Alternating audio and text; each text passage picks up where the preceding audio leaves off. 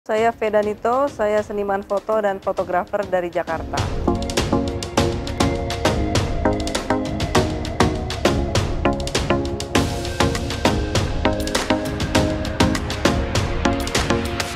Jadi hari ini kita shoot untuk bahan materi nanti pameran tunggal saya.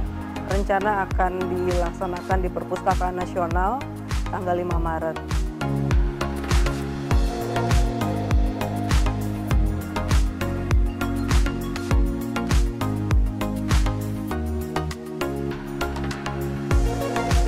Kali ini saya memberanikan diri untuk membawa gagasan baru. Jadi memang saya lagi banyak berkutat dan belajar tentang neuroscience. Itu tentang ilmu bagaimana otak manusia bekerja. Jadi sebenarnya bukan yang bagaimana yang kesannya sophisticated, bukan seperti itu, tapi lebih ke bagaimana kita mengatur keseharian kita supaya kita bisa lebih produktif untuk bekerja dan untuk lebih memahami diri sendiri maupun memahami orang lain juga gitu.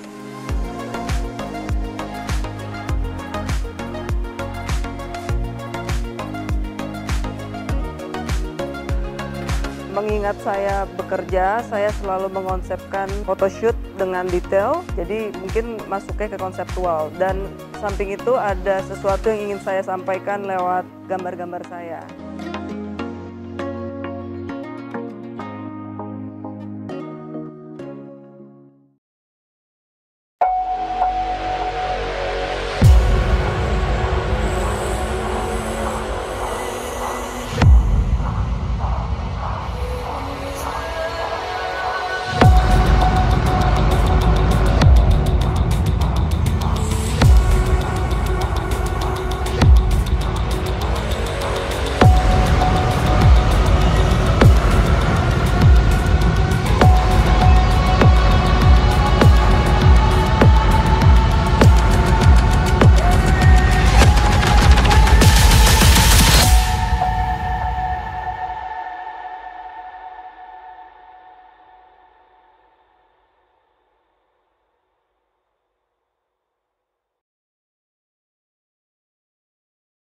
Assalamualaikum warahmatullahi wabarakatuh. Hai, selamat pagi, siang, sore, ataupun malam untuk kalian menonton podcast ini. Welcome back to Dika Dagu Podcast. Yoi.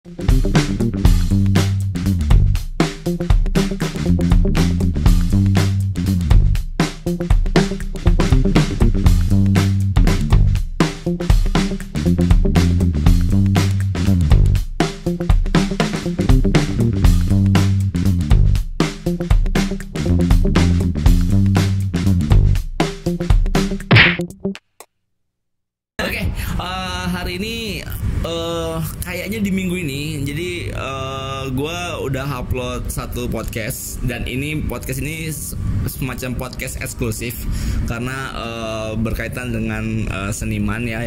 Gue lagi ada di daerah Monas ya, ini adalah Perpustakaan Nasional RI, di mana gue lagi menghadiri sebuah pameran. Kita sambut dengan meriah Vedanito. Oke. Ya, selamat pagi, siang, sore, malam.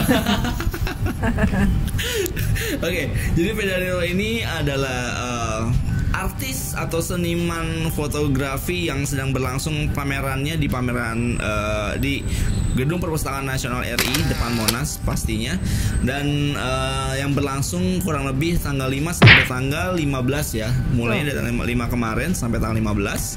Dan kita akan kulik sedikit sebenarnya Vedanito itu seorang yang bagaimana sih guys gitu. Infotainment aja gue. Oke, kita langsung. Oke Kak, apa kabar ya? Sehat ya? Baik, sehat. Oke. Lo gimana kabar?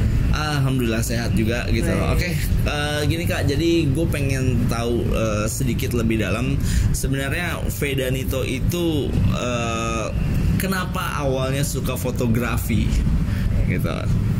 Awal suka fotografi karena saya dulu motret itu untuk proyek. Jadi proyek konstruksi, karena dulu saya berkecimpung di dunia konstruksi. Saya kasih tugas untuk motret progres proyek bangunan ya. Jadi saya dibekali oleh kamera pocket sama bos saya, suruh motret bangunan dari desain dari awal sampai jadi. Nah di situ saya mendapatkan pengalaman artistik tersendiri sih. Jadi kalau saya motret itu saya berlama-lama di proyek, explore angle, explore komposisi. Nah dari situ kayaknya awalnya ketertarikan saya sama kamera. Akhirnya saya mencoba untuk beli kamera yang lebih serius, mencoba explore apa saja, motret apa saja, sampai akhirnya saya motret itu untuk motret bukan hanya sekedar ingin punya foto bagus, tapi ingin juga menyampaikan pesan lewat foto, ingin juga berpuisi lewat foto. Kayaknya gitu kira-kira. Oh gitu. Oke, jadi akhirnya dari yang tugas foto-fotoin, akhirnya punya konsep untuk punya karya sendiri dengan fotografi tersendiri gitu ya. Iya. Oke, nah kamera pertama yang lu beli. Oke, ini biar spill aja nih. Maksudnya karena gini, sorry, gua melihat ya justru karena gua guru gitu ya, ngelihat murid-murid gua melihat dia pengen fotografi, dia pengen menjadi seorang fotografer, tapi dia merasa aduh gue harus punya kamera yang mahal, gue harus punya kamera yang sangat mumpuni lah secara speknya gitu. Nah untuk pertama kalinya lu beli kamera buat lu sendiri tuh apa dan kenapa pilih kamera itu? Gue inget dulu pertama kali beli kamera itu, gue tuh waktu itu karena bidang kerjanya itu di konstruksi dan kebetulan belum punya teman yang bisa dijadikan referensi untuk kamera, untuk fotografi, akhirnya nekat aja pergi ke Mangga 2 cari kamera yang lumayan harganya ya lumayan murah tapi dapetnya banyak gitu. Akhirnya maksudnya banyak bonusnya. Oh iya. Iya, jadi ya itu waktu itu tuh nyari yang wah ini misalkan waktu itu budgetnya kalau nggak salah berapa ya, kalau nggak salah dia sekitar 3 juta. Wow, tahun berapa itu? Itu 2009. Udah lumayan lah ya, udah lumayan mahal ya. Nah, budget segitu jalan-jalan ke Mangdu dapetnya apa nih ya gitu kan, pokoknya nyarinya begitu aja, nggak ada referensi yang lebih bermutu gitu.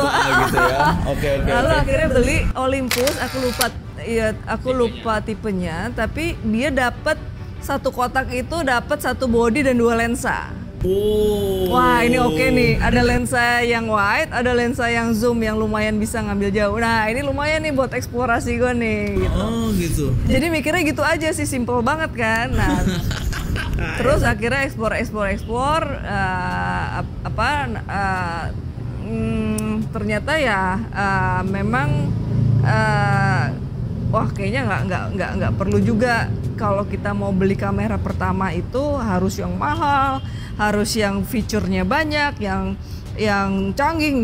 Kayaknya sih nggak gitu ya. Yang penting justru pada awal-awal itu kita mungkin bisa dibekali kamera yang bisa mengcover semua. Nah dari situ kita bisa explore lagi fotografi yang manakah yang akhirnya kita bisa punya kelebihan di situ gitu. Nah dari situ baru kita menentukan langkah selanjutnya. Oh kebutuhan gue ini. Nah mungkin bisa adaptasi lagi setelah itu. Oh berarti pada poinnya memang sebenarnya ketika lu pengen terjun ke dunia fotografi ini juga nggak semata-mata gue harus punya spek kamera yang kayak gini. Enggak. Jadi benar-benar lu coba eksplorasi dulu ya. Wow 3 juta bisa dapat semua. Iya. Tapi keren sih. Tapi itu kondisi baru. Baru kan, makanya baru. Dan aku mikirnya gue nggak ngerti apa-apa, jadi mendingan beli yang baru aja lah ya gitu, yang grass daripada kenapa-napa ya. Gitu. Terus yang dapat banyak nih, bisa ada lensa ini sama lensa ini, kayaknya oke juga nih gitu. Cuma gitu sih mikirnya. Oke, wow tuh berarti kita belajar mau coba apapun itu nggak mesti sesuatu yang mahal. Artinya gimana strategi kita biar dapat ilmunya dulu kali ya, biar dapat ilmunya dulu, biar dapat ilmunya dulu. Oke. Itu tadi sejarah sedikit tentang Vedan itu. Nah, akhirnya berkecimpung beberapa tahun ini di dunia fotografi, sudah berpameran juga di mana-mana. Sorry, ini pameran tunggal kedua. Pameran tunggal kedua di Perpustakaan Nasional. Mengusung konsep judulnya adalah Insight ya, Insight. Apa yang lu ingin munculkan kepada masyarakat tentang Insight ini? Jadi insight itu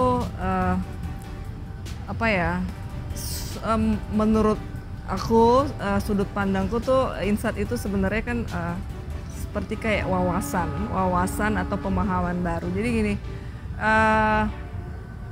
gue cukup nekat menurut gue untuk membawa tema ini jadi pameran yang memamerkan karya-karya seni dan seni fotografi.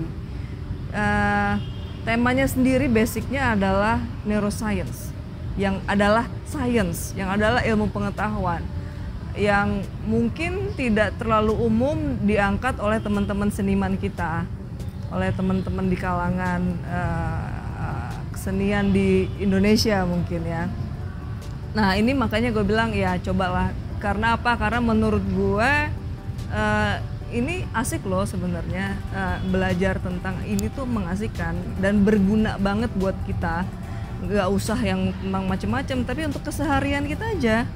Kalau kita punya pemahaman sesuatu yang sebenarnya basically adalah bagaimana otak kita bekerja. Kalau kita tahu tentang itu, kita akan lebih enak, lebih santai dan lebih produktif juga gitu. Jadi menurut gue ini mungkin belum banyak juga, dan tentang neuroscience sendiri belum terlalu populer di Indonesia juga karena belum ada fakultasnya, belum ada yang secara khusus tentang itu gitu. Tapi memberikan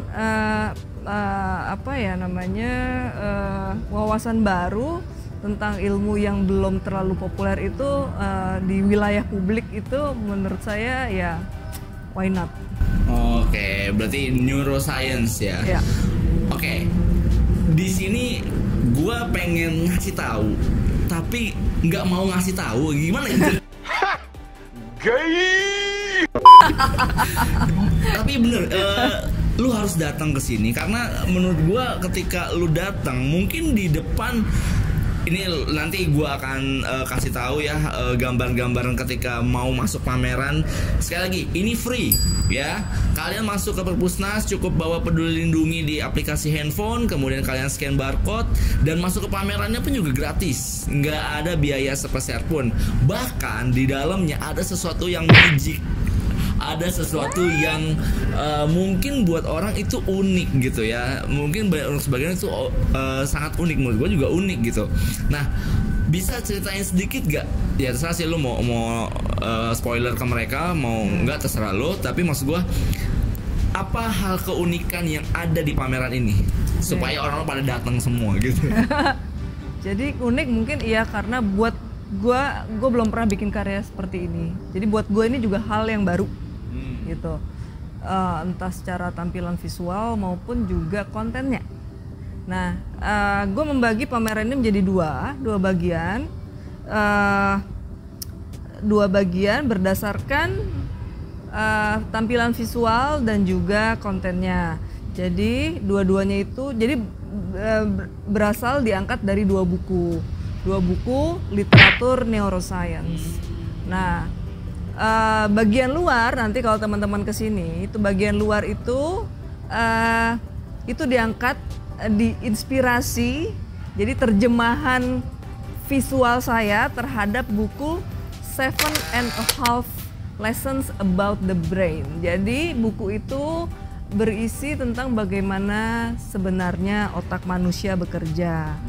Nah, dari situ tampillah ada 14 karya yang yang saya terjemahkan. Nah, dalam 14 karya ini juga macem-macem mediumnya. Aku juga nggak explore juga medium cetaknya. Ada yang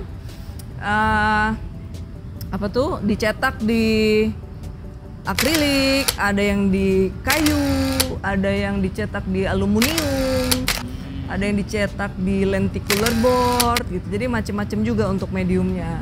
Nah, eksplorasi yang kedua itu juga lebih baru lagi buat gue itu, karena gue belum pernah bikin juga, nyetak pun belum pernah yang untuk yang ini gitu.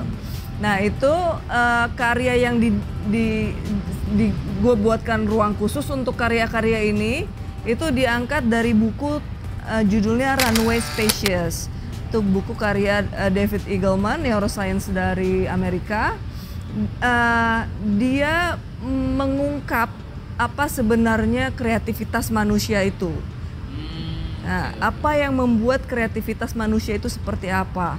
Mulai dari proses kreativitas sampai apa saja yang mempengaruhi kreativitas manusia, yang terlibat, budaya, segala macam. Nah, semua ada di dalam buku itu, dan menurut gue ini luar biasa. Inilah peradaban gitu. Peradaban itu terdiri dari otak manusia yang akhirnya membuat itu semua. Ini luar biasa. Dan aku mencoba menerjemahkan itu dalam bentuk visual. Nah, menurut gue kalau misalnya kita tahu mesin kita tahu bagaimana mengotak-ngatik gitu ya, sama aja kayak mesin mobil balap nih. Kalau kita tahu caranya mainin mesin, bikin turbo atau apa, mobil kita akan lebih cepat jalannya. Sama aja dengan mesin kreativitas. Kalau kita tahu bagaimana otak kita bekerja, mungkin kita akan lebih bisa lebih optimal untuk menggunakan itu untuk kita. Oke. Nah itu tuh ya, jadi udah ada keunikan, ibaratnya filosofi awalnya kenapa pameran ini salah satunya karyanya itu, beberapa karyanya itu muncul sesuatu yang unik di situ. Oke, buat bikin mereka penasaran, hal apa yang sebenarnya ada di pameran ini yang mereka harus tahu? Nah, nyambung juga dari yang tadi tuh, yang soal kreativitas itu. Nah, bicara soal kreativitas itu kan selalu baru, ada kebaruan di sana. Nah, ada di sini juga gue coba menampilkan kebaruan, bahkan buat gue sendiri kebaruan belum pernah gitu ya. Jadi gue bikin dalam suatu ruang gelap itu karya-karya yang menyoalkan soal kreativitas itu. Yang menarik juga di sini, aku belum pernah lihat sih Mas, mungkin ada yang udah pernah lihat, tapi secara langsung gue belum pernah lihat pameran seperti ini dalam ruang gelap. Dan karya-karya yang gue foto itu semua dicetak dengan tinta fluoresan. Jadi pada saat pemotretannya pun udah pakai fluoresan, ada body painting, ada item-item fluoresan yang kita pakai dengan lampu UV. Nah, pada saat cetaknya dihadirkan kembali tinta fluoresan tersebut dalam mesin cetak. Nah, itu adalah tampilan baru yang coba aku mau tampilkan di Insight ini gitu. Jadi ya itu yang mungkin kalau pada penasaran, coba aja datang ke Perpusnas. Nah ya oke, Perpusnas ya. Ya itu dia tuh udah kuncinya fluorescence. Jadi apa yang kalian bisa bayangkan dengan fluorescence itu apa? Nah itu tuh pasti akan begini. Tapi mungkin bisa di luar ekspektasi, ataupun yang mungkin kalian udah menduga. Tapi kalau lihat karyanya langsung, keren, sumpah keren banget. Oke. Nah, pameran berlangsung sampai tanggal 15. Dalam acara pameran ini, lu banyak dibantu oleh siapa? You will say thank you for someone maybe, or ya, dan dedikasinya untuk siapa? Ya, jadi pameran ini banyak yang terlibat ya, teman-teman yang baik bantu saya ya, mulai dari proses awal, proses pemotretan, proses bikin karya, printing, sampai instalasi, sampai sekarang berlangsung sampai ya mudah-mudahan nanti berlangsung dengan ditutup sampai acara selesai berlangsung dengan baik. Nah, untuk sponsor sendiri dari Tidar Heritage Foundation, itu yayasan yang memang concern kepada seni dan budaya Indonesia ya. Jadi memang selain sifatnya ada edukasi juga ada seni budaya, makanya Tidar sangat support untuk acara pameran ini.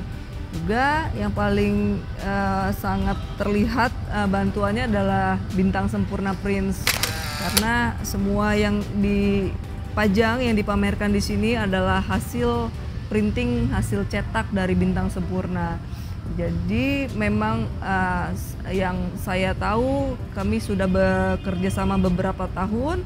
Bintang Sempurna punya komitmen untuk mensupport kreativitas anak bangsa. Mereka punya komitmen untuk menjadi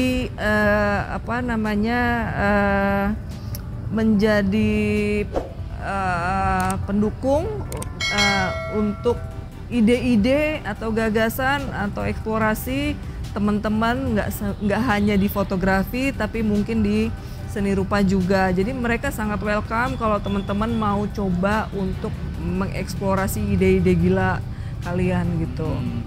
Juga teman-teman yang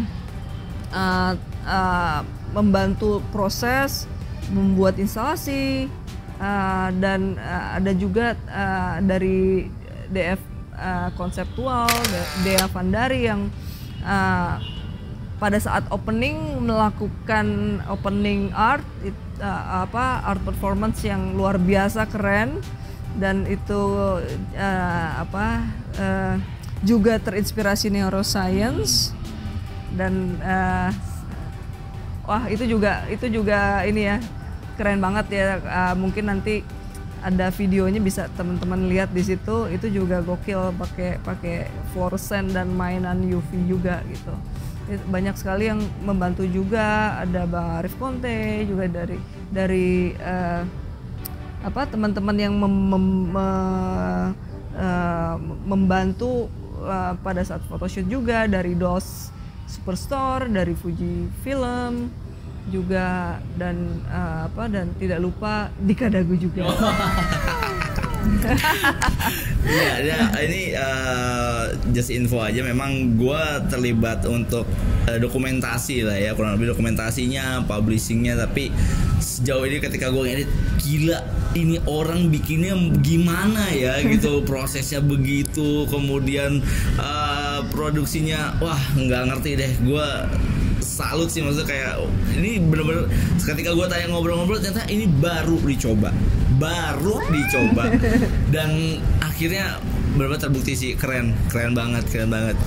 Oke, tadi belum dijawab, sorry. Dedikasi pameran ini untuk siapa? Jadi memang yang tidak mudah juga buat saya secara personal, karena dikala mempersiapkan semua ini nyokap gue sakit gitu ya. Jadi memang sudah cukup lama beliau sakit, dan kemarin itu juga ya secara nggak kita duga ya kembali sakit lagi gitu. Jadi saya memang mendedikasikan, mempersembahkan pameran Insight ini untuk mama saya, untuk kesembuhan beliau. Amin. Untuk kesembuhan ya, kita doakan semoga ibunda dari Fedanito segera sembuh dari penyakitnya dan bisa kembali melihat pamerannya, berkumpul dengan keluarga dan juga Kak Fedanitonya. Oke. Pameran udah, latar belakang udah. Apa yang mau lu sampaikan ke masyarakat yang nonton podcast ini, yang harus datang ke sini, dan menurut lo worth it atau enggak sih pameran lu? Stop it. Get some help. Ya pasti worth it dong ya, nggak mungkin nggak worth it yang ngomong. Ya, ajak mereka gimana tuh? Coba Iya, deh. iya, iya. Nah, sampai sekarang, mulai dari opening sampai sekarang tuh berarti udah hari keberapa ya? Ini kalau pengambilannya sekarang tanggal 10 berarti hari kelima. Hari kelima. Jadi dari hari 1 sampai hari 5 gue nggak pernah lihat venue kosong. Oh, si. Iya, aku seneng banget liatnya. Jadi aku percaya ini bukan kerja aku aja, kayak kerja keras dari teman-teman juga yang udah bisa bantu mewujudkan insight ini. Jadi memang kalau dilihat selalu ada pengunjung yang datang, baik memang teman-teman saya dari fotografi atau teman-teman dari seni rupa atau ya orang-orang umum saja yang memang ada yang kebetulan ada di sekitar Perpusnas, tapi ada juga ternyata banyak juga yang memang denger dari temennya, denger lewat ini ada ini ada itu gitu kan, tahu dari temennya, tahu dari internet, tadi ada yang ngomong juga kayak gitu, dan mereka tertarik karena ada sesuatu baru yang belum pernah mereka lihat sebelumnya. Jadi aku tanya juga teman-teman yang udah datang, pendapat mereka ya so far bagus ya. So far maksudnya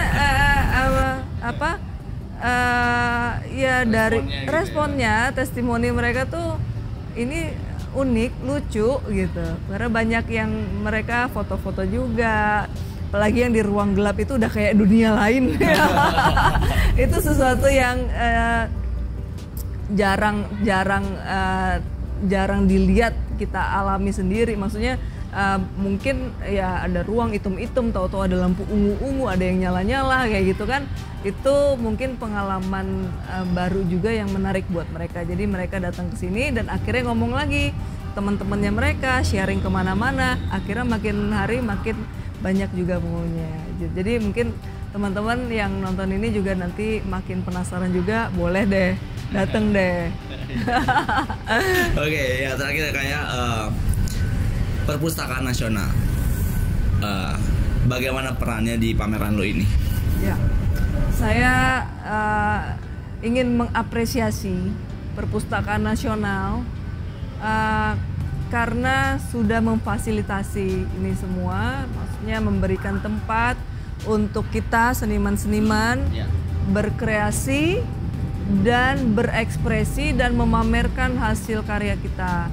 Itu buat saya suatu yang layak diapresiasi ya, apalagi di zaman pandemi gini belum banyak tempat-tempat umum yang benar-benar memberikan fasilitas secara maksimal gitu. Nah, Perpus ini termasuk tempat yang oke, dan dari tempatnya pun gedung baru yang megah, yang bagus, dan di pusat, benar-benar pusat ibu kota. Kita bisa langsung melihat Monas di situ. Jadi tempat yang sangat strategis, juga kaitannya dalam perannya sebagai tempat dan media untuk edukasi dan literasi gitu. Jadi itu sangat cocok deh. Dan dalam ruang publik ini, orang-orang yang memang kesini memang orang-orang yang punya niat untuk mempunyai literatur yang lebih banyak, entah itu bidangnya apa, tapi ini disinilah tempatnya gitu. Dan tempatnya juga kalau kita ngomongin perpustakaan, kita mikir tempat perpustakaan yang cuman buku-buku numpuk yang rasanya old school, di sini udah buyar semua image itu. Kalau teman-teman datang di sini asik banget, bisa nongkrong, tempat nongkrong nyantai sambil ngerjain tugas. Banyak spot untuk kerjain tugas ya, baca. Emang bener-bener difasilitasi, mau bikin tugas, bener. Dikasih sofa, dikasih colokan, itu doang kan butuhnya kan. Ada lab komputernya juga, itu free semua. Yang penting bikin kartu anggotanya kalau mau kesini gitu. Tadi juga sebagai info ya, gue berapa kali kesini selalu ada orang baru yang bikin kartu anggota di bawah. Jadi rame banget tuh di lantai 2 kalau nggak salah. Tuh rame banget sumpah. Oke. Oke. Jadi itu ya untuk Perpustakaan Nasional dan untuk pamerannya, dan terima kasih banyak Cafe dan itu atas waktunya untuk bisa di podcast. Dan sekali lagi gue ingetin acara pamerannya dari tanggal 5 sampai tanggal 15 Maret di Perpustakaan Nasional lantai 4 ya, di lantai 4. Kemudian nanti di sini semua gratis. Makanannya bayar ya, sorry. Kalau masuknya gratis, pamerannya gratis. Kalian cukup bawa HP dan aplikasi Peduli Lindungi untuk di-scan gitu aja. Oke, sampai ketemu lagi di lain waktu Cafe. Sukses terus acaranya. Makasih ya. Dan nanti gue masih terus akan ngeliput beberapa kali ya, karena bener-bener keren banget. Datang ke situ nggak bosen. Peres gitu. Oke, sekali lagi terima kasih Cafe atas waktunya. Semoga sehat-sehat selalu dan salam buat mamanya, dan semoga cepat sembuh. Thank you. Oke, terima kasih semuanya udah nonton podcast ini. Jangan lupa untuk like, share, komen, dan subscribe video dan akun YouTube channel gue, dan jangan lupa untuk nyalakan lonceng notifikasi untuk mendapatkan informasi video terbaru dari channel ini. Oke, terima kasih. Stay healthy, always grateful, and be happy. Wassalamualaikum warahmatullahi wabarakatuh.